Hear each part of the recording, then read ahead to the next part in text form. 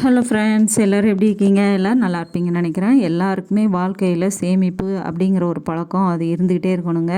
அது நகையாவோ பணமாவோ எப்படியோ ஒன்று நம்ம சேவிங்ஸ் இருந்தால் தான் பின்னாடி நம்மளுக்கு ஏதாவது தேவைப்படுங்கிறப்போ அது ரொம்ப யூஸ்ஃபுல்லாக இருக்கும். நம்ம அப்பம் போல் முழிச்சிக்கிட்டு இருக்கிறதுக்கு நம்ம முன்னாடியே நம்மளால் என்ன முடியுமோ அதை சேர்த்து வைக்கணும். இந்த சேமிப்புங்கிற பழக்கம் வந்து ரொம்ப அவசியம். எனக்கு அது நான் ரொம்ப ஃபாலோ பண்ணுவேன் அதை. நான் எப்பயுமே என்கிட்ட வந்து பீரோவில் வச்சுருப்பேன். யாருக்கும் தெரியாமல் ஒரு பர்ஸில் என்கிட்ட எப்பயும் ஒரு 15,000 20,000 பணம் இருக்கணும் என்கிட்ட.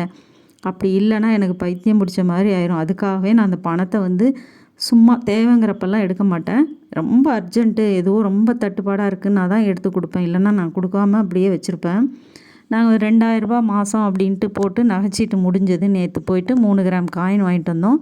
முன்பெல்லாம் நகைங்களாம் பவுன் கணக்கில் வாங்கினோம். இப்போ வந்து ரொம்ப டைட்டாக இருக்கிறதுனால மந்த்லி 2,000 தான் முடியுது சேவிங்ஸ் பண்ண. அதாவது நான் சேவிங்ஸ் தனியாக வச்சுருப்பேன். நகைச்சீட்டுன்னு போட்டதில் வந்து 2,000 தான் போட்டோம். மற்றபடி பேங்க்கில் சேவிங்ஸ் பண்ணுவோம். நகைக்குன்ட்டு சும்மா ஒரு 2,000 போட்டு சேர்த்துட்டு வந்தோம். முன்பெல்லாம் 1 பவுனு 5 பவுனு அந்த மாதிரி காயின்ஸாக வாங்கிட்டு இருந்தோம். முன்பு அதுக்கு முன்னாடி நகைங்க வாங்கிக்கிட்டு இருந்தோம். இது ஒரு 10 வருஷத்துக்கு மேலேயே நாங்கள் இதை ஃபாலோ பண்ணிட்டு வரோம்.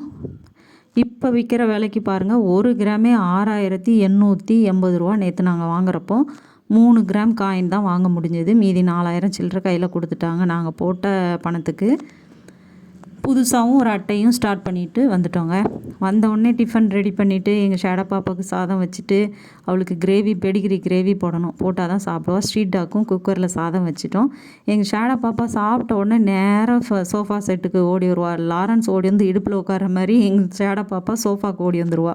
அப்போ சோஃபாவில் ஒரு பொருள் இருக்கக்கூடாது, எல்லாம் நகட்டி வச்சிடணும். உங்கள் வீட்டு பப்பி இது மாதிரி பண்ணுதா? கமெண்ட் பண்ணுங்கள். தேங்க்ஸ் ஃபார் வாட்சிங்.